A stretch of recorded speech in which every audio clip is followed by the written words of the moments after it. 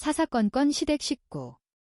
무시하던 며느리가 돈 빼돌리다 들켜서 쫓겨난 후 밝혀지는 진짜 비밀과 대반전. 안녕하세요, 여러분. 오늘 제가 들려드릴 이야기 사연은요. 들어도 끝이 나지 않는 고부 갈등과 시누이, 올케 간의 갈등 이야기인데요. 우선 이야기 사연 들려드리기 전에 구독, 좋아요, 알림 설정 눌러주시는 거 잊지 않으셨죠? 자, 그럼 오늘의 이야기 사연 시작하겠습니다. 제1장. 형님은 왜 항상 잘난 척 하세요? 제 하나뿐인 올케. 이름은 김미연입니다. 결혼한 지는 2년이 조금 넘었습니다. 짧다면 짧고 길다면 긴 시간들이었죠. 하지만 그 2년 넘는 동안 집안 사람들 누구나가 다 아는 사실이 하나 있었습니다. 올케 미연은 항상 신우 형님인 저를 겨냥했습니다. 형님은 왜 항상 본인이 기준이라고 생각하세요? 저는 솔직한 게 좋은데 형님은 너무 계산적이신 것 같아요. 결혼 초부터 그랬습니다. 올케는 말끝마다 꼭 가시를 세웠습니다. 아이고 형님도 참, 형님은 요즘 시대랑은 좀 안 맞는 분 같네요. 그 얘기 한 게 언젠데 아직도 그걸 기억하고 계셨어요? 저는 진짜 이해가 안 돼요, 형님. 올케의 말씨는 늘 조근조근했고 표정은 항상 웃으면서 목소리는 낮았지만 단어 선택은 언제나 교묘했습니다. 대놓고 싸우자는 표현은 아니었지만 제 올케는 매번 듣는 사람만 정확히 불편해지는 그런 말들을 희한하게 잘도 골라서 쓰는 그런 사람이었습니다. 저는 처음엔 그냥 웃어 넘겼습니다. 우리 올케가 아직 젊어서 그럴 거야. 우리 올케는 성격이 솔직해서 그래 하면서요. 오히려 그런 저의 태도가 올케 미연을 더 자극했나 봅니다. 저 인간은 아랫사람인 내가 이렇게 말해도 화를 안 내네? 진짜 자존심도 없는 년인가? 하지만 그건 시작에 불과했습니다. 올케 미연의 그 착각이 우리 집안의 비극을 키웠습니다. 명절날 음식 만들 때에도 온 가족이 모이는 자리에서도 심지어 우리 아버지 제삿날에도 올케는 은근히 저를 깎아내렸습니다. 형님이 생각하시는 교육 방식은 좀 구식 아닌가요? 형님은 늘 희생만 하시는 타입인가 본데 저는 절대 그렇게는 못 살아요. 올케 미연은 웃으면서 말했지만 듣는 저는 매번 가슴에 작은 돌멩이가 하나씩 얹어지곤 했습니다. 저는 되도록 이면 참고 또 참았습니다. 집안 맞이로서 또 동생들보다 밥 한 그릇 더 먹은 값으로요. 그리고 솔직한 말로 좋은 모임 자리에 저 때문에 괜히 가족 간에 시끄러워지는 게 싫어서 어지간하면 입을 다무는 편이었습니다. 그걸 올케는 저의 약점으로 착각했나 봅니다. 제2장. 참는 사람, 떠보는 사람. 분주한 명절 아침날. 명절 부엌은 늘 그렇듯 전쟁터였습니다. 저는 말없이 앞치마를 두른 채 바빴고 올케 미연은 일부러 한 박자 늦게 부엌으로 들어왔습니다. 아, 형님. 그건 그렇게 자르면 안 되는데요.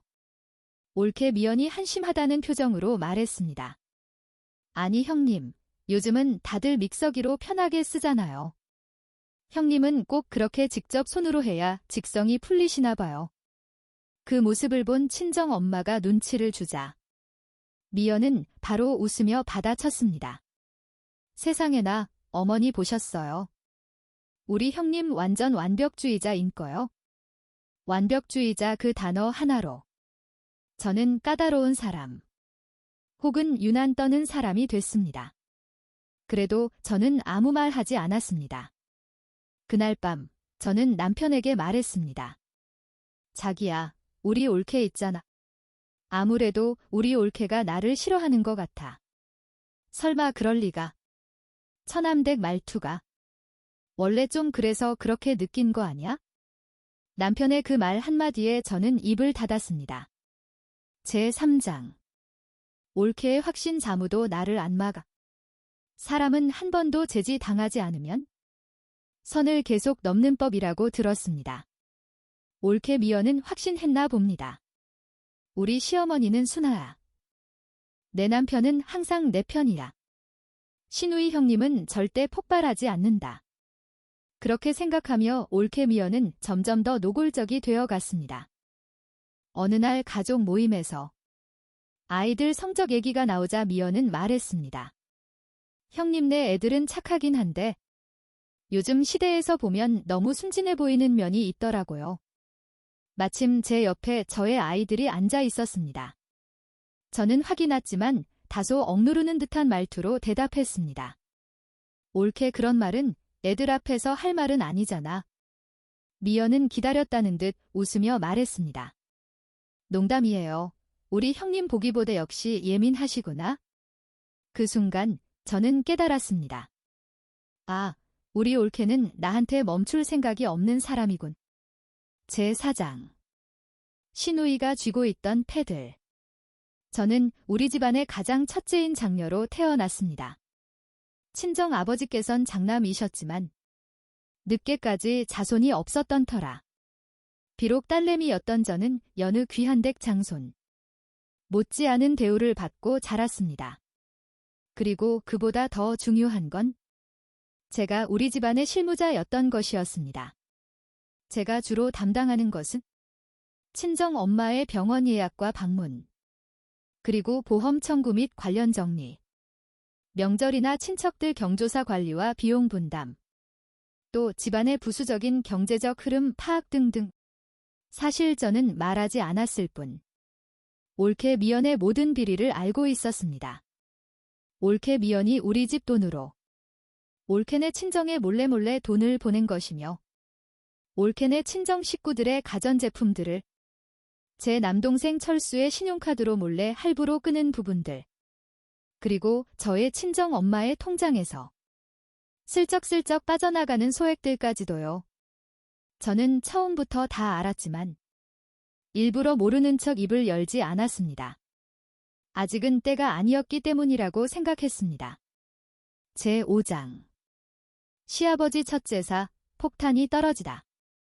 그날은 저의 친정 아버지의 첫 번째 기일이었습니다.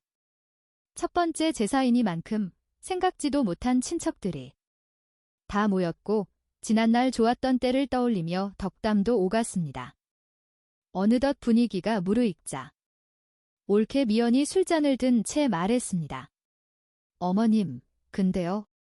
아버님 돌아가신 후 요즘 집안에 너무 형님 위주로 돌아가는 것 같아요. 이럴 때일수록 집안 분위기 좀 바뀌어야 하지 않을까요? 순간 공기가 멈춘 듯 했습니다. 옳게 미연은 멈추지 않았습니다. 다들 속으로는 말 못하지만 형님 눈치 보느라 힘들어해요. 이참에 어머니께서 한 말씀 하시는 건 어때요? 저는 조용히 젓가락을 내려놓았습니다. 그리고 처음으로 정면으로 미연을 바라봤습니다. 제6장. 신우이 형님, 입을 열다. 옳게야 내가 그렇게 느꼈다면? 그건 내가 미안하다. 저의 목소리는 놀랍도록 차분했습니다. 그렇지. 역시 지가 사과 안 하고는 안 될걸? 옳게 미연은 속으로 웃었겠죠? 하지만 저의 다음 말은 옳게 미연의 기대와는 달랐습니다. 그렇게 느꼈다면? 쏘리. 그럼 나도 이참에 솔직히 한번 말해볼까 옳게? 그런데 말이야 옳게야. 솔직함 뒤에는 항상 책임이 따라야 한다는 건 알고 있지? 저는 가방에서 서류 봉투 하나를 꺼냈습니다. 그리고 천천히 아주 차분하게 말했습니다. 옳게 기억력이 좋은가 모르겠네. 잘 좀 기억해줬으면 좋겠어. 옳게 친정오빠 공장 말아먹고 카드 연체했을 때 그 카드 연체금 누가 갚아줬는지는 혹시 기억나? 그리고 우리 엄마 작년에 심장 수술하실 때 그 병원비는 누가 내는지 잊은 건 아니지? 설마 그것도 기억 못하는 건 아니겠지? 항상 무슨 일이 생기면 뒤에서는 부탁하고 앞에서는 나 몰라라 하며 저를 무시했던 수많은 순간들. 저는 하나하나 날짜까지 정확하게 기억해내며 말했습니다. 옳게 미연의 얼굴이 점점 굳어져 갔습니다. 친정엄마는 고개를 떨궜고 남동생은 그제야 현실을 마주한 표정이었습니다. 저는 마지막으로 이렇게 말했습니다. 나는 참은 게 아니라 올케한테 기회를 준 거야? 가족으로서, 자식으로서 잘할 수 있는 기회를 준 거라고. 그리고 저는 자리에서 일어서며 덧붙였습니다. 근데 올케야, 너는 이미 그 기회를 다 써버렸어. 이제 너는 아웃이야. 내 말 알아듣겠니? 그날 이후 올케미어는 더 이상 제 앞에서 함부로 말하지 못했습니다.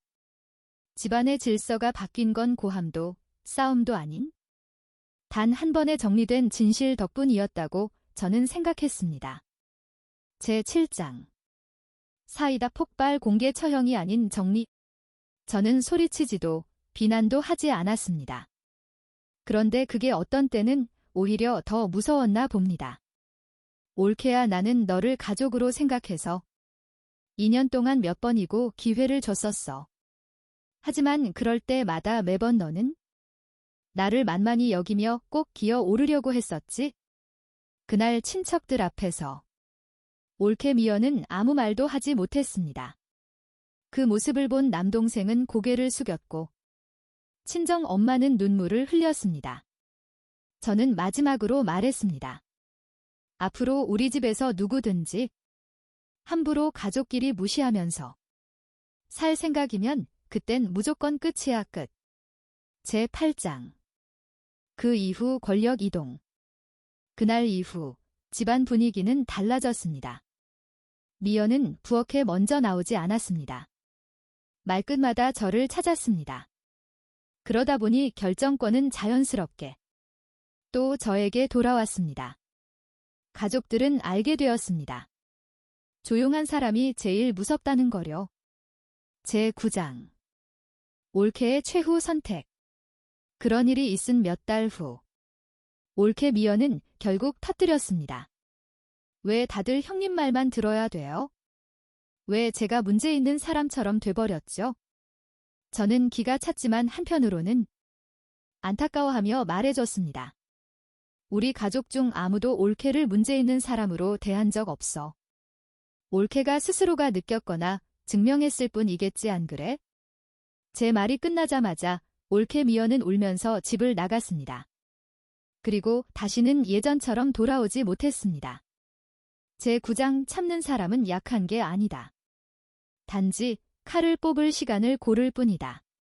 내가 왜 쫓겨나야 돼? 시누이인 저랑 실랑이를 하다가 집을 나갔던 그날 밤 올케 미연은 친정집 작은 방에서 이를 갈았습니다. 내가 꼴랑말 몇 마디 했다고? 친척들 다 있는 데서 형님이 너무 예민한 거 맞잖아. 올케 미연은 머릿속에서는 그날의 장면을 몇 번이고 재생시켜봤습니다. 서류 봉투들과 조용한 목소리. 그리고 친척들 앞에서 무너진 쪽팔린 체면. 올케 미연에겐 그것은 정리가 아니라 떠올리고 싶지 않은 굴욕이 되었습니다.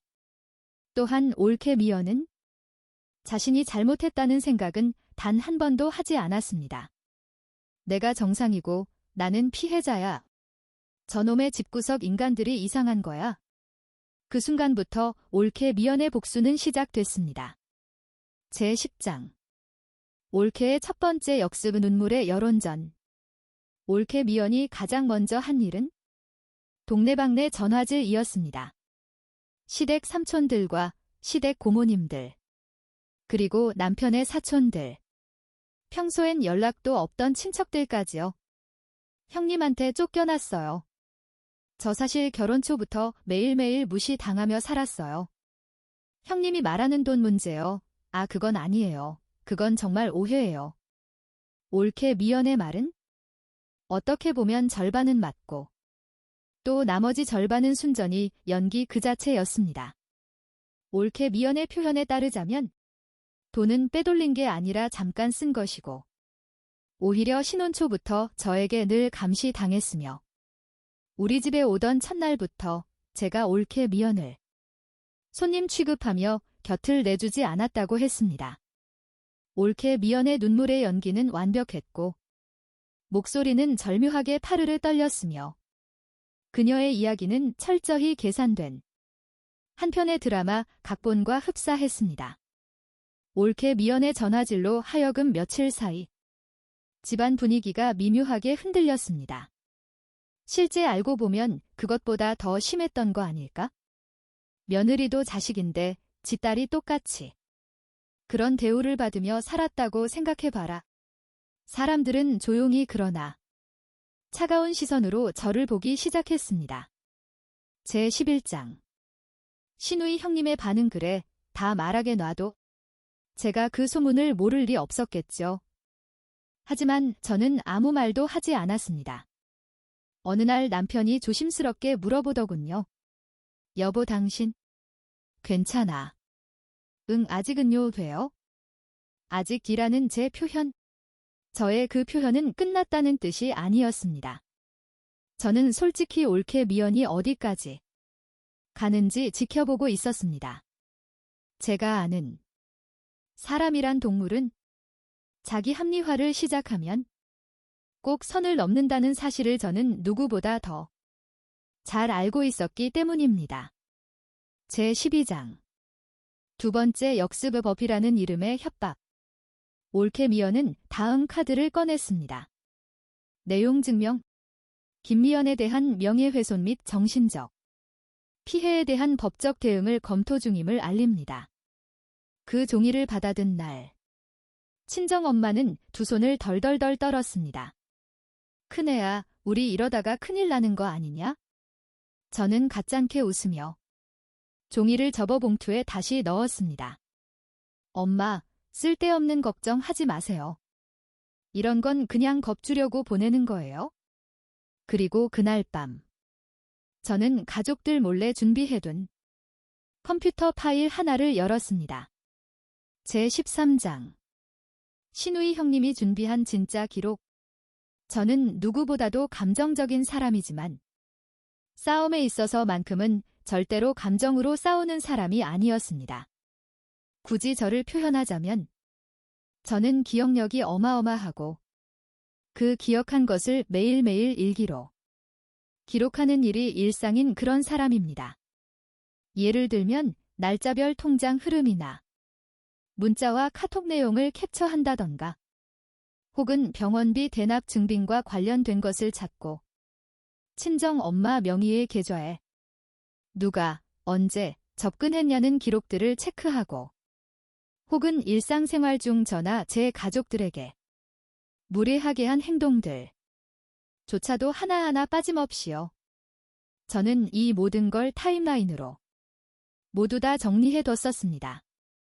누가 먼저 시작했고 누가 얼마나 반복했고 누가 경고를 무시했는지 그리고 이 기록이 꺼내지지 않았으면 하는 무거운 마음을 뒤로 한 채 결정타 한 방을 조용히 고르고 있었습니다. 제14장 결정적 무대 할아버지 제삿날.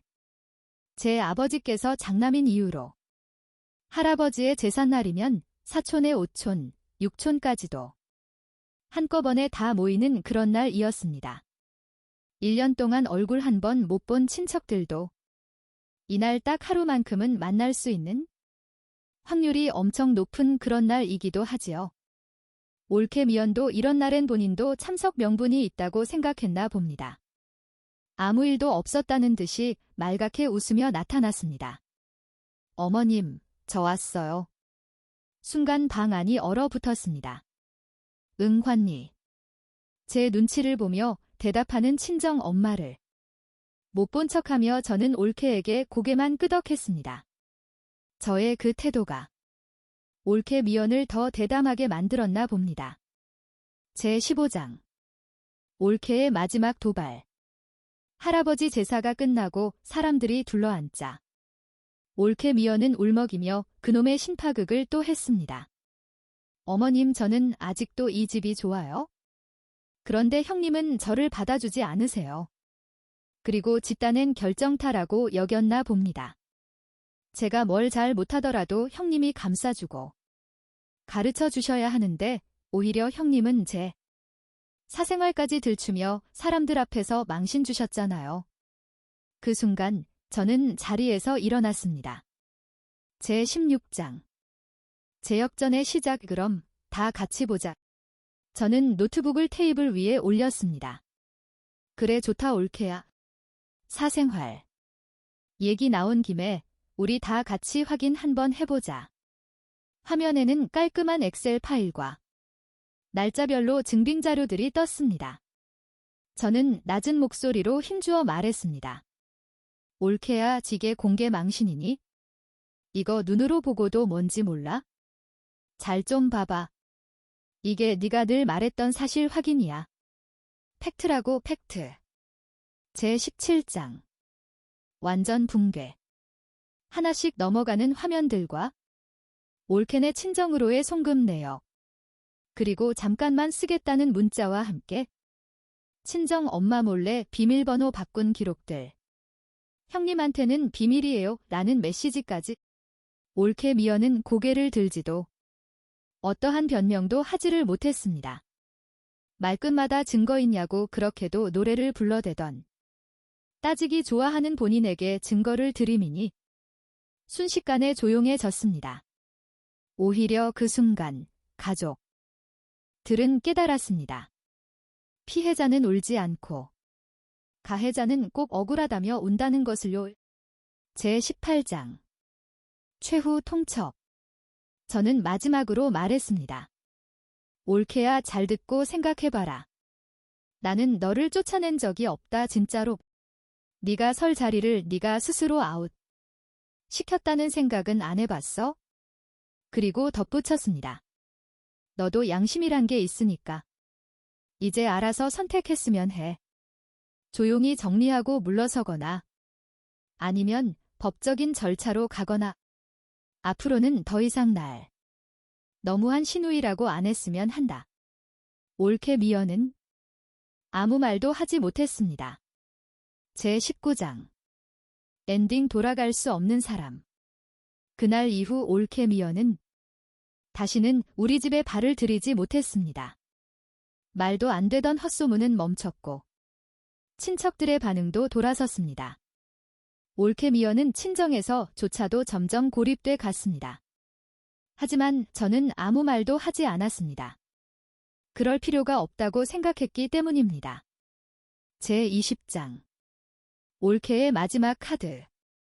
이 집안 내가 다 망가뜨릴 거야. 올케 미연은 더 이상 울지 않았습니다. 눈물은 효과가 없다는 걸 알았기 때문입니다. 우는 대신 이를 악물었습니다. 절대로 가만 안 둘 거야. 나만 혼자 이렇게 끝나지 않을 거야. 올케 미연이 선택한 건 폭로와 분열, 그리고 법적 분쟁. 그녀는 모든 걸 동시에 터뜨리는 자폭형 역습을 선택했습니다.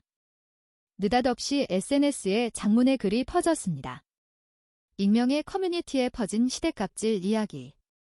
남편 철수에게 던져질 최후의 통첩. 그리고 시누이 형님의 동창들에게까지 까발릴 제보 내용이라면? 올케 미연은 웃으며 확신했습니다. 이 정도 내용이라면 제 아무리 형님이라도 무너지겠지? 제21장. 하지만 시누이는 이미 끝내놓았다. 저는 사실 이 모든 일이 벌어지기 3주 전 벌써 움직였습니다. 조용히 아무에게도 알리지 않고요. 가정법률 상담과 금융기록 정식 보관, 그리고 증거의 공개 범위와 비공개 범위 분리. 언제, 누가, 어떤 방식으로 먼저 문제를 제기했는지에 대한 정리들을 해두었습니다. 다시 말하지만 저는 싸움을 시작한 적이 없었습니다. 다만 누군가가 싸움이란 걸 걸어온다면 끝내는 방법을 준비했을 뿐이었습니다. 제22장. SNS 폭로글의 최후. 올케 미연의 글이 SNS에 올라오자 처음엔 완전 동정을 받았습니다. 시댁에서 인격적으로 무너졌습니다. 시누이 형님이라는 사람이 권력을 휘둘렀대요. 하지만 그런 댓글은 오래가지 않았습니다. 왜냐하면 제가 반박글을 쓰지 않았거든요. 대신 저의 변호사가 올케 미연에게 한 통의 공문을 보냈습니다. 허위사실 유포 및 반복적 명예훼손에 대한 자료 보존 요청 및 법적 대응 예고. 그 순간부터 게시물은 하나둘 내려갔고 커뮤니티 글들은 삭제 요청이 들어왔습니다. 사람들은 이제 깨달았겠죠? 진짜 강자는 말이 없다는 것을요. 제23장 남편마저 돌아서다. 올케 미연의 남편, 그러니까 제 남동생. 철수는 마지막까지 갈팡질팡했습니다. 누나 그래도 우린 부부인데 꼭 이렇게까지 해야만 할까? 저는 단호하게 한마디 했습니다. 철수야, 누나 말 오해하지 말고 잘 들어라. 이건 냉정하게 네 문제야. 그러니까 네가 선택해야지. 네 마누라가 평생 거짓말을 하고 우리 가족들을 속여도 그냥 모른 척하고 살던가. 아니면 엄마나 다른 가족들에게 더 이상 괴롭고 피곤한 현실을 안 보여주던가. 그리고 저는 남동생에게 제가 가진 증거 중 일부만 보여줬습니다. 전부가 아니었습니다. 일부만으로도 충분했기 때문이라고 생각했습니다. 남동생 철수는 그날 밤 짐을 쌌습니다. 올케 미연은 처음으로 남편에게 소리를 질렀습니다. 내가 네 마누라인 거 몰라? 당신은 어째서 마누라보다 누나가 더 소중할 수 있어? 그러나 대답은 돌아오지 않았습니다. 제24장 법은 감정이 아니라 순서를 본다. 올케 미연은 결국 법적 절차를 시작했습니다. 가족 내 따돌림, 사생활 침해, 정신적 피해 보상. 하지만 법은 또 역으로 질문했습니다. 누가 먼저 돈을 썼는가? 누가 먼저 요구했는가? 누가 먼저 공개했는가? 누가 먼저 기록을 남겼는가? 법적으로 요구하는 대답의 원인은 전부 올케 미연이라는 쪽으로 시선이 모아졌습니다. 다시 말하지만 저는 단 한 번도 먼저 공격하지 않았습니다. 그 사실 하나만으로도 재판의 방향은 정해졌습니다. 제25장 최종 판결보다 더 무서운 것. 판결문이 나오기 전 이미 상황은 끝났습니다. 올케 미연의 주장은 기각되었고 오히려 일부 금액 반환 권고에 허위사실 유포에 대한 경고 조치까지. 하지만 더 치명적인 사실은 그 이후였습니다. 올케네 친정에서도 미연은 환영받지 못했습니다. 야 이년아 시집 갔으면 그 집 귀신으로 살아야지. 괜히 친정 식구 다 끌어들이지 마라.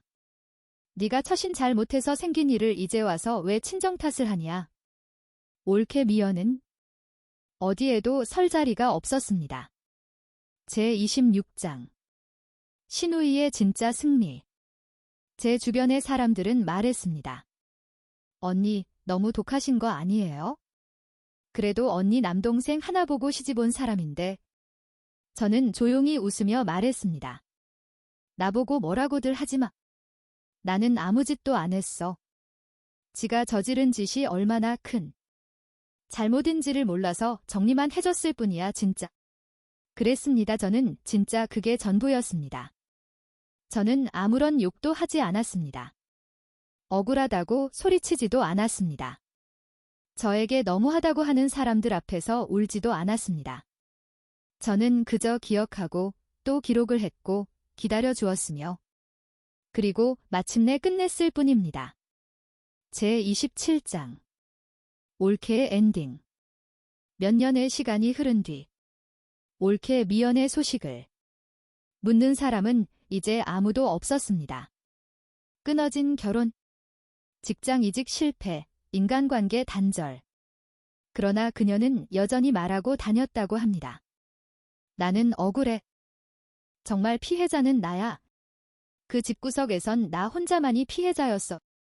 하지만 이제 그녀의 그런 말을 믿어주는 사람은 단 한 명도 없었습니다. 제28장 석 달이라는 시간의 의미. 시한부를 선고받은 나. 왜 마지막까지 말하지 않았을까? 남은 시간은 3개월입니다. 의사의 말은 짧았지만 제 머릿속에서는 즉시 계산이 시작됐습니다. 1개월째는 확인과 정리, 2개월째는 정리와 분리, 3개월째는 완전한 단절. 저는 살아갈 수 있는 시간을 계산하지 않았습니다. 오히려 정리해야 할 시간을 계산했습니다. 그 순간부터 제일 먼저 든 생각이 올케 미연과의 갈등이 어찌 보면 제 인생에서는 사소하지만 확실한 행정 처리가 필요하다고 생각했습니다. 제29장. 그래서 나는 단 한 번도 화를 내지 않았다. 사람들은 착각했습니다. 저 언니는 원래 싸가지가 없는 사람이야. 얼굴 표정 좀 봐. 얼마나 싸늘하고 독하게 생겼어. 아니었습니다. 오히려 저는 감정이 너무 선명해서 쓸데없는 일에 오지랖 떨지 않기로 했을 뿐이었습니다. 화내고 오지랖 떠는데 쓰일 에너지는 통증을 버티는데 아껴야만 했습니다. 그래서 저는 언성을 높이지 않았던 것이었습니다. 눈물 또한 보이지 않았습니다. 억울함을 설명하지도 않았던 것이었습니다. 왜냐하면 그 모든 건 살아있는 사람의 행동이었기 때문이라고 생각했었습니다. 제30장. 올케를 즉시 끊어내지 않은 이유. 남의 일이 궁금한 사람들은 항상 똑같은 질문을 했습니다. 이미 다 알고 있으면서 올케를 왜 진작 내쫓지 않았어요? 왜 그렇게 모른 척하며 지켜보기만 하신 거죠? 제 생각은 그랬습니다. 이건 나 혼자만 알고 있어야 한다. 그리고 끝은 확실하고 빨라야 한다. 하지만 반성은 스스로 하게 만들어야 한다. 어찌 보면 저에게 올케 미연은 처벌 대상이 아니었습니다. 그녀는 정리 대상이었습니다. 그리고 그 정리는 항상 상대가 끝까지 자기 발로 걸어 나오게 해야 했습니다. 제31장. 병실에서 작성된 파일들. 제가 정리한 문서 중 가장 마지막 폴더의 이름은 이것이었습니다. 파일 제목은 부재 이후. 내가 없을 때 문제를 일으킬 사람.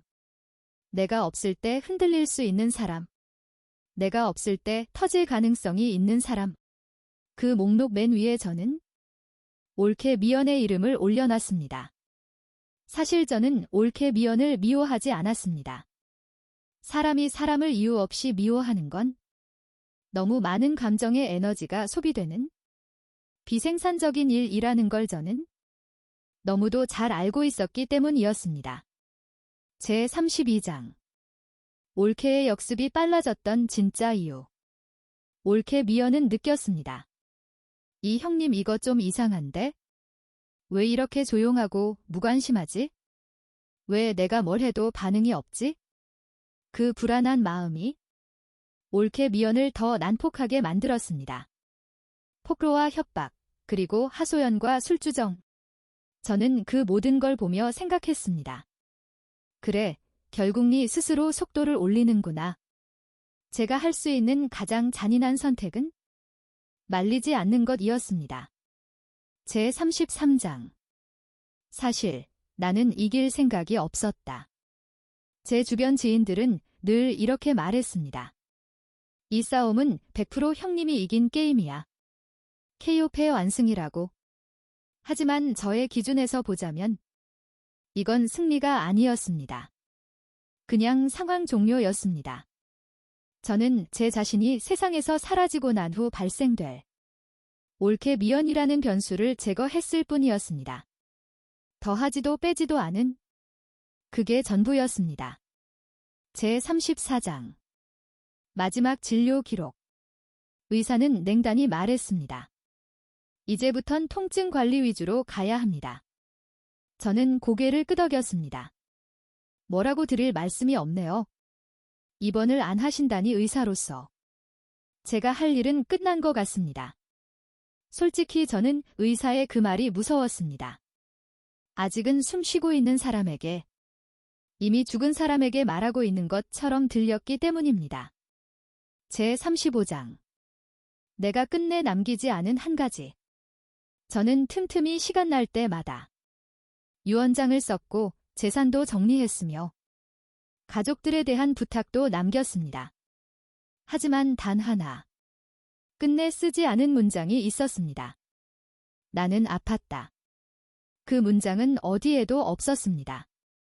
저는 어느 누구에게도 동정으로 기억되는 사람이 되고 싶지 않았습니다. 제36장 장례식 그리고 진짜 재역전. 저의 장례식이 끝난 밤. 뒤늦게 옳게 미어는 남편 철수에게서 저의 진단서 사본을 보게 되었습니다. 췌장암 말기. 3개월 시한부. 그럼 형님 그때는? 형님과의 싸움이 있던 그때는? 이미 형님이 통증과의 싸움이 시작된 후. 옳게 미어는 그 자리에 주저앉았습니다. 동생 철수는 말했습니다. 누나는 처음부터 알고 있었대. 그 순간 옳게 미연의 세계가 무너졌습니다. 제37장 가장 잔인한 사실. 저는 제가 아프다는 사실을 숨긴 게 아니었습니다. 그냥 말하지 않기로 선택했을 뿐이었습니다. 그리고 제 선택은 옳게 미연에게 이런 의미였으며 옳게야 나는 너와 싸울 시간조차 아까워. 너에게 미움이 느껴질 만큼 나는 시간이 많지 않. 옳게가 나를 미워할 때쯤, 그때쯤이면 나는 이미 다른 곳에 있을 테니까. 이보다 더 잔인한 패배는 없었습니다. 제38장 옳케의 남은 인생.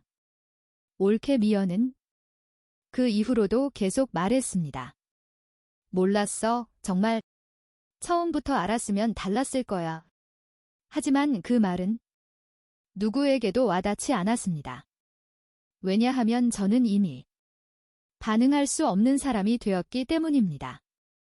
옳케 미연은 평생 질문 하나를 안고 살게 되겠죠. 정말 형님이 나를 미워해서 그랬을까? 아니면 정말 아무 감정 없이 친동생처럼 그런 사이이기를 바랬던 걸까? 신우이인 저는 죽기 전까지 복수하지 않았습니다. 복수할 가치조차 남기지 않았습니다. 제39장 남동생은 알고 있었다. 제 남동생 철수는 누나가 달라졌다는 걸 가장 먼저 눈치챈 사람이었습니다. 다이어트 핑계를 대며 그렇게 좋아하던 고기를 어느 날 인가부터 갑자기 잘 안 먹기 시작한 것과 커피를 마시고 내려놓을 때 떨리던 손, 밤늦게까지 같이 술 마시며 하던 통화 습관이 사라진 것. 어느 날 남동생 철수는 물었습니다. 누나, 요즘 어디 안 좋아? 저는 잠시 멈췄다가 웃었습니다. 아니, 그냥 나이값 좀 해보려고 정리 중이야. 그 말이 무슨 뜻인지 남동생 철수는 어렴풋이 알아챘을 겁니다. 하지만 철수는 끝까지 묻지 않았습니다. 왜냐하면 누나의 대답을 들을 용기가 없었기 때문이었겠죠. 제40장 여동생은 더 정확히 느꼈다. 평소 영민하고 눈치 빠른 제 막내 동생 지우는 저의 눈을 보고 알았습니다. 사람이 버텨서 사는 눈을 하고 있다는 것을요. 저는 늘 필요한 말만 했습니다. 그건 언니가 알아서 할게. 너도 바쁜데 언니 일에 너무 신경 쓰지 마라. 여동생 지우는 저의 그런 표현이 배려가 아니라 작별 인사라는 걸 느꼈나 봅니다. 그래서인지 한 번은 울면서 이렇게 했습니다. 언니 혼자 다 하려고 너무 애쓰지 마.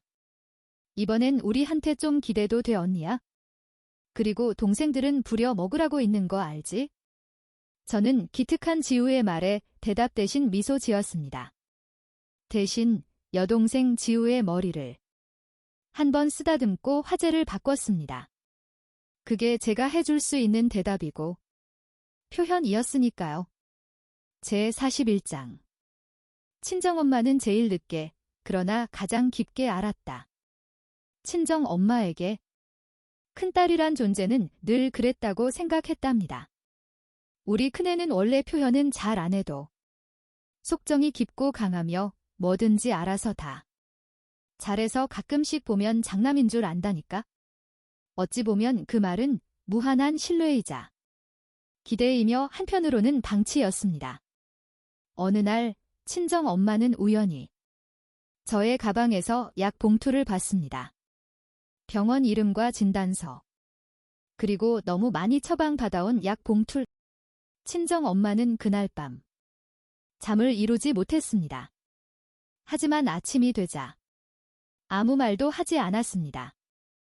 왜냐하면 묻는 순간 현실이 될 것 같았기 때문입니다.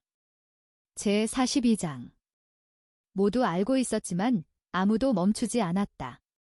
남동생 철수는 알고 있었지만 침묵했습니다. 여동생 지우는 느꼈지만 말리지 못했습니다. 친정 엄마는 짐작했지만 외면했습니다.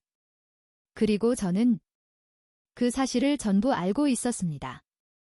그래서 더더욱 아무 말도 하지 않았습니다. 이제 와서 말한다고 달라질 건 없어. 오히려 나보다 가족들이 더 견디지 못할 거야. 제가 아픈 걸 숨기며 가족들을 지키기 위해 내린 스스로를 위한 변명과 핑계였는지도 모르겠습니다. 제 43장.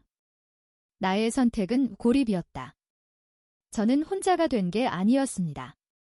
스스로 혼자가 되기로 선택했습니다. 왜냐하면 저의 죽음이 가족들을 갈라놓지 않길 바랬기 때문입니다. 올케 미연과의 싸움도, 집안의 정리도, 그 모든 건 제가 사라진 뒤에도 우리 가족을 무너지지 않게 하기 위한 완충제였습니다. 제 44장. 진실은 늘 너무 늦게 완성된다. 제가 세상을 떠난 뒤 남동생 철수는 말했습니다. 두려웠어도 그때 누나한테 물어나 볼걸. 여동생 지우도 말했습니다. 나도 그때 언니를 말려나 볼걸. 친정엄마는 아무 말씀도 하지 않았습니다.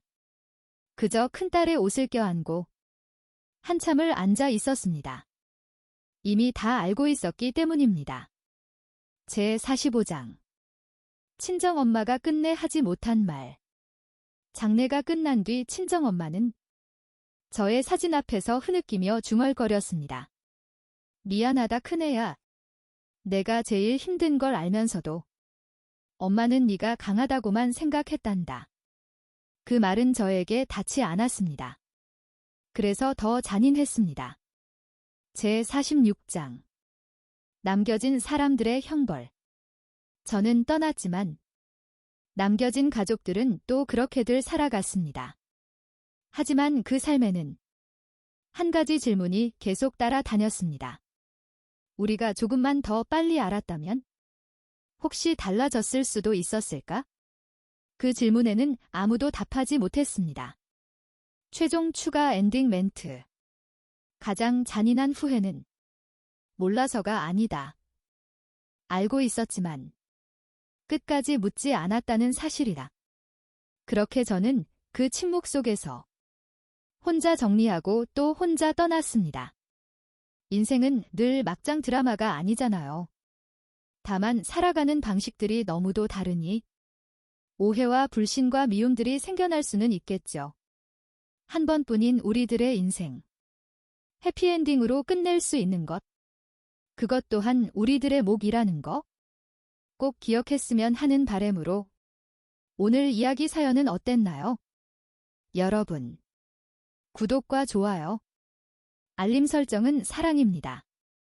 감사합니다.